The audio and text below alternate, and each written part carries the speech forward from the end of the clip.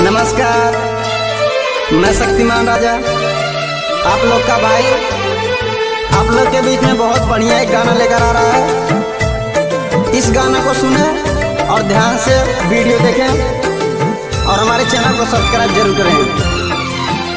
शक्तिमानवा के आवे बढ़िया जवैरा में नई के सवाल। शक्तिमानवा के आवे बढ़िया जवैरा में नई के सवाल। मिले बोलावे मैं न डांट किस मांगे एक दुई बार। रात में बोलावे दुई बार जवैरा में नई के सवार।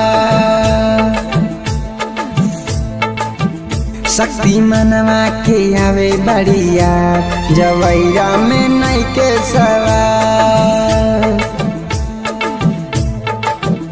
वीडियो अच्छी लगी तो हमारे चैनल को सब्सक्राइब करें और ऐसे ऐसी वीडियो देखते रहें। और डिस्को स्टूडियो शक्तिमान राजा चैनल को सब्सक्राइब जरूर करें। धन्यवाद।